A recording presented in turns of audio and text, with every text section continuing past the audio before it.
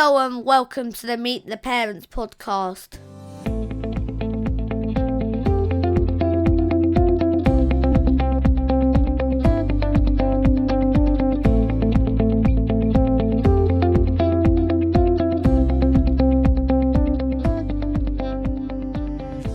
Hello and welcome to a new Meet the Parents podcast with another half an hour of parenting chat from some of the UK's top parents bloggers.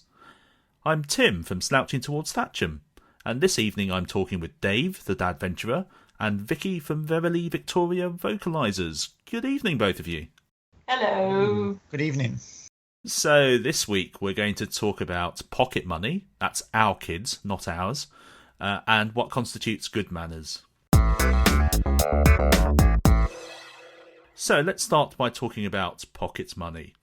Now, the UK Bank Halifax published its annual pocket money survey last week.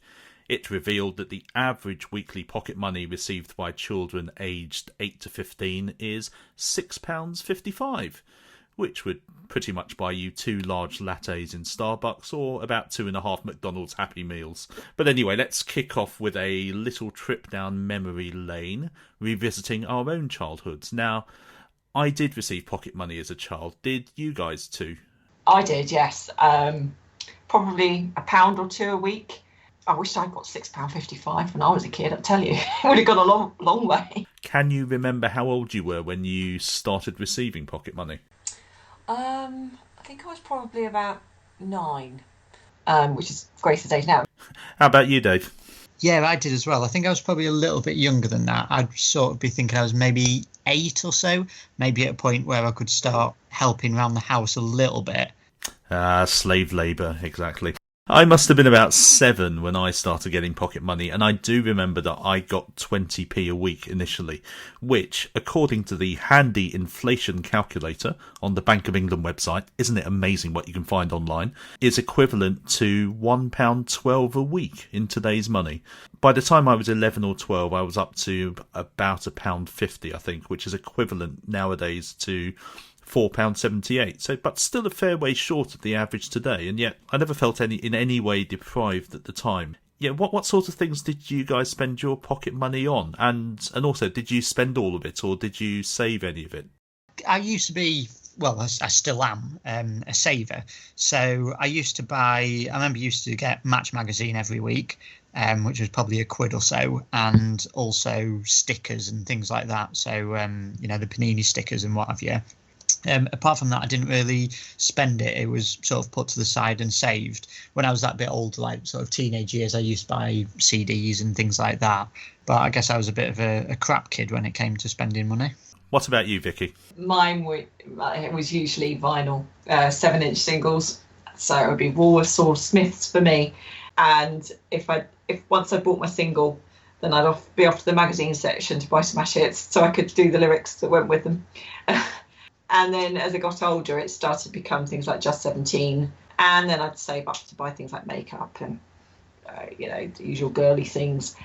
No, it sounds like actually in many ways we're all quite similar, because for me, when I was spending pocket money, some of it went on things like penny sweets, back in the days when they did actually cost a penny each, that came out of those old, tall, old-fashioned sweet shop jars. If anyone's old enough to remember those. Yes, I remember them. And then, like you, Dave, I spent a lot of money at the appropriate times of year on things like Panini football stickers, which I'm delighted to say our boys are now doing as well. And I used to buy those on my way into school in the morning and then eagerly engage in swaps to fill my gaps in the playground, although these days it's all much more modern and all the swaps seem to take place on eBay. I didn't realise they used to have Panini stickers around in the 20s, Tim. When I hit my teens, pretty much like you, Vicky, all my money went on music-related stuff. I'm old enough as well that all my early collection was vinyl and cassettes, and I also bought smash hits for years, which is somewhat ironic, because in later life I contributed to putting them out of business, and then in later years moving on to things like NME, and then I went to university and I took the plunge into debt. I guess these days there seem to be so many more things for kids to spend money on that just didn't exist when we were kids. Things like, mobile phones, apps, merchandise with Anna and Elsa all over it, all that kind of stuff. So I guess maybe it makes sense in a way that kids are getting more pocket money these days. Now, I guess moving on to our kids. Vicky, do you give Grace any pocket money yet? Not yet, no. She seems to be accumulating quite a lot of money off people like her grandma. So she tends to save that, and she's pretty good. Ross looks after it for her because I'm not as good with money as he is. So she has sort of a little pot downstairs in his room where she keeps her income. She does do chores around the house, and like me, I had to do work slave labour. I didn't earn any pocket money when I first started doing chores. So we've done a similar thing with her. So she understands that when she does start getting it, it's really a worthwhile thing. So yeah, she doesn't actually officially earn it yet. I guess I'm not surprised to hear that Ross plays an active role in supporting her with her finances, because we know that he does love his spreadsheets, doesn't he? Oh yeah. Yeah, he's probably got one downstairs for her money somewhere. So do you think there will come a point when you do start giving Grace an allowance of some sort? Oh, totally, yeah. I mean, we are looking into it, and I'd rather she had an account and managed her money and understood how to manage her money. Unfortunately, she's of the gift shop culture, where every time you go anywhere, she has to go in the gift shop. She likes to spend her money on things like, I don't know, hairbands and makeup. She likes these little bits that get everywhere, like Shopkins and Num Noms and all these things. So, yeah, which is great, But so she's pretty sensible about it, though. She knows having loads and loads of stuff just doesn't really help her with her room and keeping it tidy.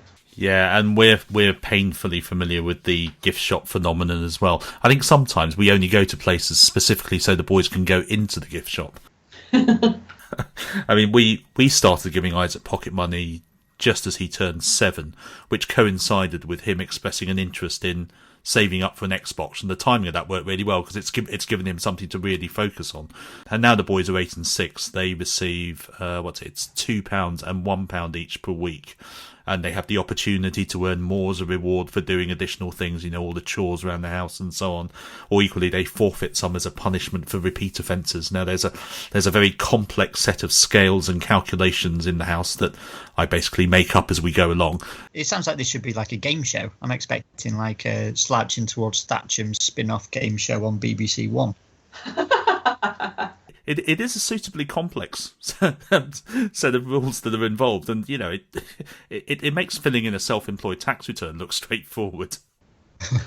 Yeah, Isaac does. He carefully measures up his purchases. He doesn't save indiscriminately, but he does think carefully before dipping into his savings for something. And I kind of like that. Like you were saying, Vicky, it teaches kids the value of money, and it makes them think a little bit about things in the longer term as well, and consciously making prudent decisions with their money. And I think it's also good that it makes them learn that they can't always have everything now, which can be a really difficult lesson for a 7 or 8 year old to learn. A year and a half later, Isaac is still saving up for his Xbox, and actually he's okay with that. In addition to his pocket money, he often gets top-up payments from his grandparents for birthdays and Christmas. And, from my perspective, I think that's so much better than buying him, some expensive toy that he plays with for 3 days and then never touches again. That's really good.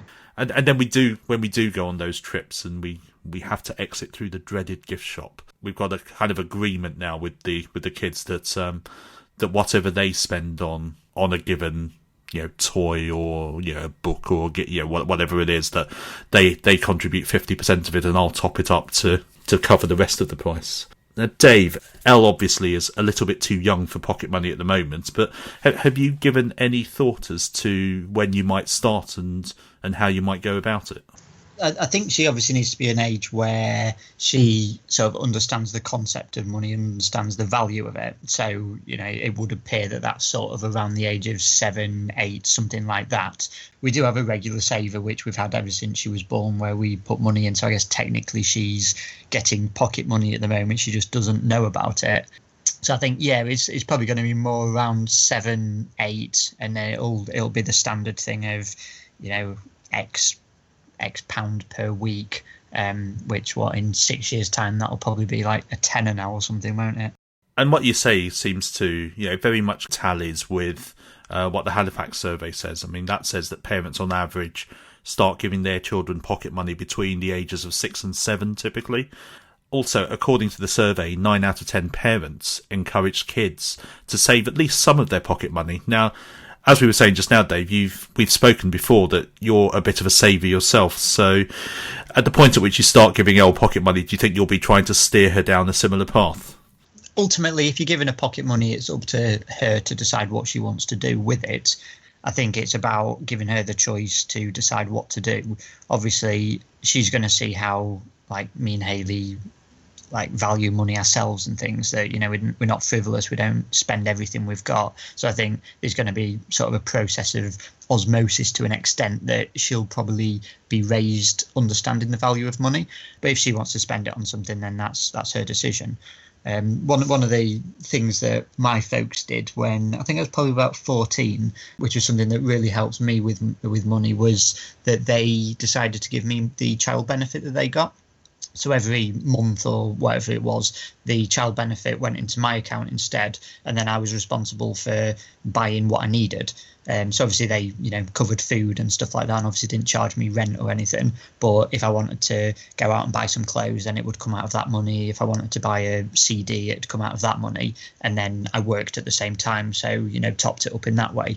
So I've not really heard of many other people who did things like that, but for me that was a really good lesson in how to manage your money. That is a really good lesson, particularly when you do hit your teenage years. You're a little bit more responsible, and then you're taking on the onus for more of your overall expenditures. That's got to stand you in pretty good stead for later life, hasn't it? And again, going back to the Halifax survey, they say that 79% of kids save at least some of their pocket money, while about 1 in 8 save all of it. And that's, those kind of numbers seem pretty encouraging, I think, don't they? Especially in a culture where, it is very much consumerism, isn't it? It's, I want that, therefore I'm going to have it. And I think, it's finding that balance. It's not about saving everything, but it's not about spending everything. Yeah, no, absolutely. So I guess just to start moving this discussion to something of a conclusion, reading down in this survey, I did see a couple of interesting variations in the data. So one of them was that kids in London receive the most pocket money on average, £8.21 a week, which I guess isn't that surprising, but that's more than £1 per week more than any other region. And conversely, spare a thought for kids in East Anglia, who average just £4.96 per week. So I guess it's a good job for our kids that we all live in the south and southeast, isn't it? Well, not for us. Yeah, and the other thing that was quite striking, and this was one of the things that seemed to come out in a lot of the headlines in the press that when they were covering it, which was that parents give boys an average of £6.93 a week, and girls got £6.16 a week, and that's a 13% difference, which is quite a significant gap, isn't it? I mean, any thoughts as to why that might be? Funnily enough, I was on Talk Radio earlier in the week discussing this very situation with them because they asked me to come on, and I didn't really have any thoughts as to why it would be, but I just thought, I did say that I felt it was a bit unfair. Obviously I can't say anything because I've only got a girl and that's it. To me, this feels like a typical thing of people who've used stats to try and tell a story. And, we don't know how they've worked it out or anything like that. And it just feels like it's sort of trying to show that girls are below boys or something along those lines. I think in reality, if you've got a boy and a girl, it's not like in the same family you're going to pay one of them 13% less because, they've not got a penis, is it? I have to say, I do think that, that sometimes they sort of jibe these things and make them work so that there is a discussion point and people start getting up in arms about stuff. Yeah, and one exactly. of the things they did talk about was the fact that, it comes back to the workplace eventually where women still earn less and all this. And I just thought, for goodness sake, just get over yourselves.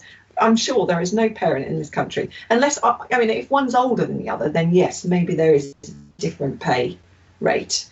I think I got more pocket money than my younger brothers and sisters. When they were, 2 or 3 years younger than me, I got a bit more because I was older. So as I increased in age, my pocket money increased. It does seem a bit odd, doesn't it? And to Dave's point, sometimes it's a case of lies, damn lies, and statistics. And I went back and compared the equivalent gap between boys and girls in last year's survey. And there the gap was only 2%, which, is as near to zero as makes no odds, and you can write that off to statistical error. So maybe the 13% difference this year is just one of those odd anomalies that you get in surveys sometimes. And it was interesting as well. Again, going back to what you just said, Vicky. If you compare that 13% difference in the gender pay gap between boys and girls, and then you compare that to the gender pay gap between men and women, where the average, according to recent research, the gap is 24%. So, I suppose in that respect, the discrepancy with kids is relatively small by comparison. Yeah, absolutely. I bet you anything there's just some intern somewhere who's like missed off a 1, and that's all it is. Don't put someone out of a job, though. So there you have it. That is the Meet the Parents Guide to Pocket Money. An average of £6.55 may seem like quite a lot, but it's still short of the pre-recession high of £8.37 a week in 2005, which just goes to show that the recession hits even our kids. Just don't tell them that, though, yeah?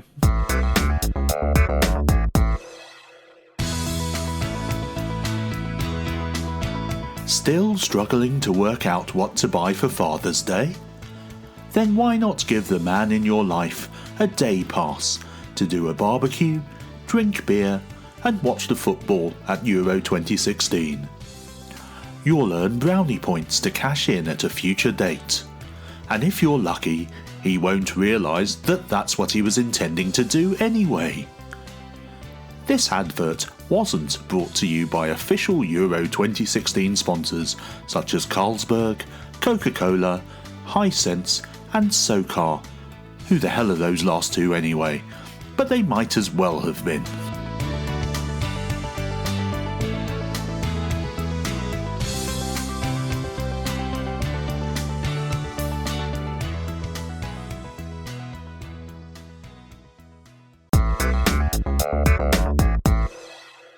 As the saying goes, manners maketh man. Now, I think that most right-thinking parents would want to set their kids a good example and see their kids growing up with good manners. But what actually does constitute good manners, and how has that changed since we were kids and our parents were kids? Because, manners is one of those really broad terms, isn't it, that covers everything from the obvious stuff like saying please and thank you to more formal etiquette such as how to address different types of dignitary and which fork to use when, which always reminds me of that scene with Julia Roberts and the hotel manager in Pretty Woman.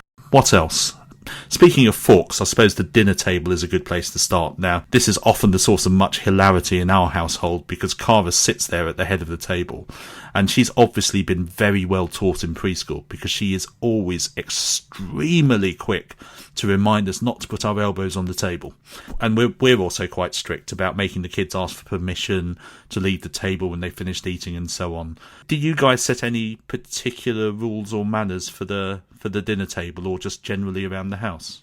Ross and I are very particular about manners, and we're constantly reminding Grace. So she goes through phases of forgetting to say please and thank you and then doing it, but actually she's extremely polite and she gets complimented a lot by many people about how polite she is.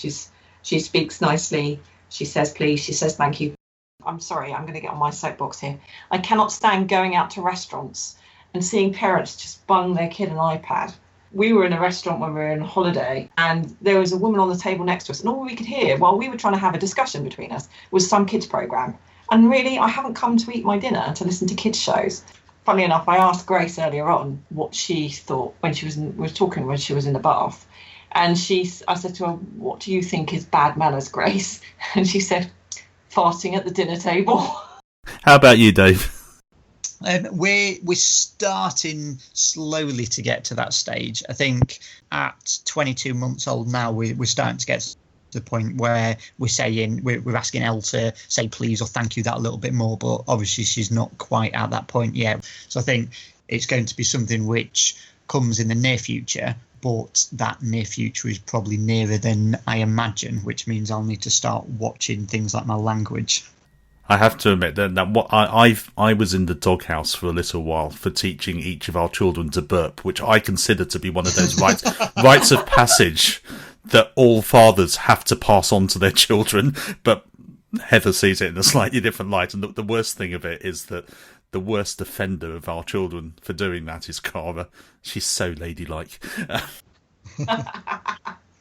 You made the point about language, Dave, and it's funny, isn't it? I think it is a key element of good manners for me. And, sometimes it feels like we're fighting a losing battle to preserve any semblance of polite language in society. I mean, it really does annoy me when people think nothing of swearing in front of young kids in public.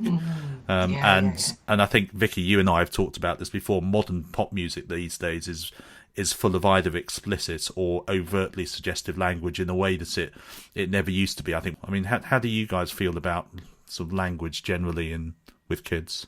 I actually have to say that Ross and I, if we hear people using bad language in public, we will actually approach them and tell them to stop. There was a woman on her phone in McDonald's once up in London. We were out for the day, and I was with my daughter and my niece. And this woman was just effing and blinding while she was waiting in this queue on the phone. And I tapped her on the shoulder. I said, "I'm sorry to interrupt your call, but please could you stop with the language?" And she went, "I'm going to call the police. You're abusing me." I'm like, "No, I don't want my children hearing those words." So, and Ross has done the same. And I actually have to say that one day we were up in the playground up the road, and there was a child, he must have been about 6, and he was using the F word as every other word. And he obviously didn't know the context of what it meant. He obviously just hears it and just thinks it's okay just to use it. And Grace went over to him and asked him to stop using it. So yeah, there you go. We obviously are setting an example there. And I'm sure I speak for a lot of people when I say my tongue has slipped now and again. And I have used the F word in front of Grace, when I've been driving or some things like that. When she was younger, and then I was like, "No, don't use that word, it's naughty. Mummy's very naughty to have used that," But now she's older, she does understand that it's a word that shouldn't be used, but it is used by people occasionally. Yeah, it's funny. Isaac still responds exactly like that as well if we ever let him watch something that has a stray swear word in. But going back to your incident with the woman in McDonald's, it astonishes me how people react to that sometimes as if somehow it's your fault for confronting them. It's a little bit like when you confront people in car parks who are parking in disabled or parent and child spaces as well, who somehow seem to think it's their divine right to behave in a manner which the vast majority of people would not consider acceptable. Absolutely, I totally agree. And I found her reaction or her overreaction towards me quite shocking. And I just was really angry because I just thought, well, this isn't acceptable language. I mean, I have to admit, like you, I'm not perfect by any means. And I have on occasion, particularly when something unfortunate has happened in the car, let slip the odd swear word. And you do that thing, don't you, where you just kind of sit there in silence and go, "Oh my God, what have I just done?" Don't react. Don't make a big deal of it. Don't say anything. Pretend it never happened. How about you, Dave? I don't think we're quite at that stage yet. So, I swear, but when I swear, I do it in jest. I think with swear words, especially with sort of more of a younger generation, it's something where the words probably don't mean as much as they used to mean. Obviously, the meaning is still there, but it's so diluted nowadays. So, the F word and the C word and all of this stuff, people will use it in conversation, but it's not necessarily in the vulgar or the aggressive way that it probably was 10, 15, 20 years ago. For anyone that reads my blog, which is probably no one, I swear quite a lot, and I'm very blunt in what I say and how I say things. And to me, that's humorous more than aggressive or anything, if that makes sense at all.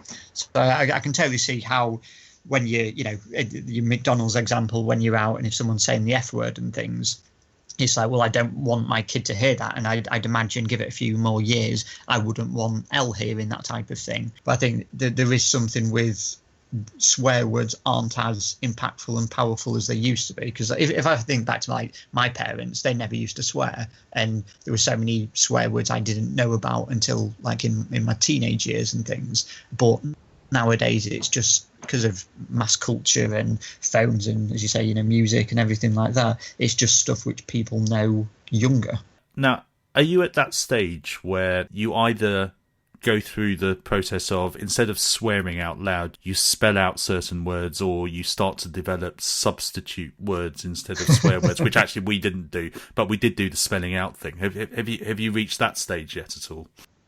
Yes, but not necessarily in terms of swear words, more in terms of trigger words that's going to get a reaction out of her. So saying something like food or chocolate or something like that, that's a word that we'll spell out, because we know if she hears the word, then she'll just start like repeating cake, cake, cake, cake, cake all the time. and you know that if you spell out chocolate and she recognises it, it's time to sign her up for Mensa. I mean, we find, obviously there were all those words that we talked about that you don't want your kids to hear and use, although it is inevitable, isn't it, that they're going to be exposed to them eventually. And regrettably, some of the milder phrases, such as for God's sake, they've certainly crept into Isaac's vocabulary on occasion now, for which I plead guilty, my lud. But does that kind of milder swearing, as it were, does that worry you at all? Not me, no. I mean, the thing is, Grace has heard far worse. So with the minor words, there's certain things or certain mannerisms that she's going to pick up on. And there's quite a few things that she just says, which obviously is stuff that Ross and I say on a regular basis. But I would just say rats quite a lot, or like you, for God's sake. And Grace does use it. But it's just a sort of a run-of-the-mill thing that everybody seems to do. And as long as it's not the really bad stuff, then I'm fine with that. She did use the bad word once, and she got sort of the wrath of Ross on her because of it. And she knows that it's wrong. So as long as she realises, it's when they don't understand why it's wrong or what's wrong. And obviously we're not going to explain the meaning of the F word to her, not yet. But I think she understands that it's a word that you can't use, and as long as she understands the implications of that, then that's fine. I don't mind the sort of much tamer stuff. I think the funny thing is, like, take a word like fart.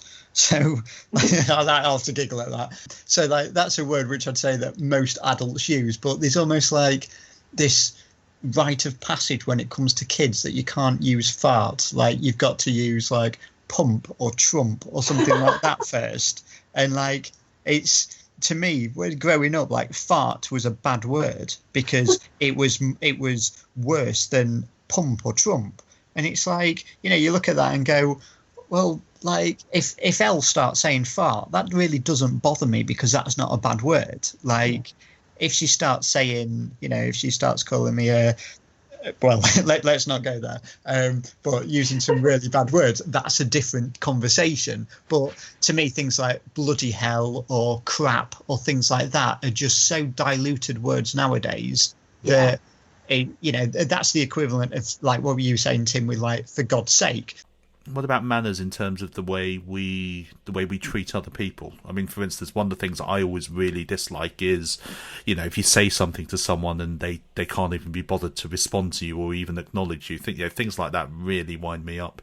Funny enough, that's one of mine as well, and that's one of the examples I would have used, is that people who ignore you, don't acknowledge you.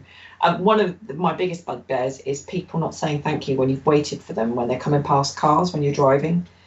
When I was a driving instructor, I taught every single one of my students to say thank you. And one of the students I took on board, who actually had a previous driving instructor, said, oh, no, my driving instructor said I couldn't say thank you to people because it meant taking my hand off the wheel. I said, so what are you doing when you're changing gear then? So, as far as I'm concerned, there is no harm in saying thank you to people if they've been waiting for you. And there's so many people who go around these days, holding a door open for someone. The amount of people who just walk through and just ignore you. I was okay, I've just been standing here because I'm being paid to do this, It's just a general manner of being polite, really. That's all. And I just think it's just disappearing, unfortunately. And I think that's because half the time people are walking around on their phones. Yeah, and that's an interesting thing, isn't it? Because that's one of the things where what constitutes good or bad manners has almost started to evolve over time, hasn't it? So, you raised the subject of phones there, Vicky. I mean, these days, you go out to a pub or a restaurant or somewhere, and it's pretty typical, isn't it, to see groups of people who might be all sat together or stood together, and all of them have got their noses buried in phones. And obviously, if it's a group of bloggers, it's practically mandatory for us all to have our phones out, and we're usually posting photos of each other on Instagram. Any final thoughts, Vicky? One thing, we did start teaching Grace manners really early on. I mean, when she was little and able to take things off me, I'd always say "ta" to her, so she understood that there was a word to say if she received something off someone. So I think it's quite important to start it early on. So that's our thoughts on good manners. So we would like to thank you for your attention, and we'd be delighted if you showed your appreciation with a small round of applause. So, before we go, what's been happening with each of us recently? Nothing massively exciting. From a blogging perspective, Father's Day is taking up the majority of my time at the moment. It's the 3 weeks of the year when dad bloggers are the main thing in the blogging world. Obviously, I wish that would continue more year round, but that's maybe a topic for another time, Tim. How about you, Vicky? Yeah, quite a few things going on, actually. I mean, last week we were in Northern Ireland. You probably saw my Instagram feed. It was probably bugging the hell out of everybody with all the island spam that was going on. So that was a great trip, and I've been writing up about that. And then whilst we're away, this comes back to our conception diaries thing. We had some really good news. We actually entered a competition with a fertility magazine to win treatment, and we were runners-up. So we get 50% off, which is really good news. Fantastic. Yeah, so we're just liaising on that at the moment. I don't know how much I can or can't say, but we were very pleased, and it's going to help us with our next attempt. Excellent. As for me, I talked about some of our half-term adventures in last week's podcast, but we did finish up half-term week by celebrating the sudden and very welcome upturn in the weather with a trip to the beach, West Wittering in Sussex to be precise. Funnily enough, it was only as we were heading down there in the car that we realised that this was actually the first time that Cara, who recently turned 4, had actually set foot on a sandy beach. So, bad parents.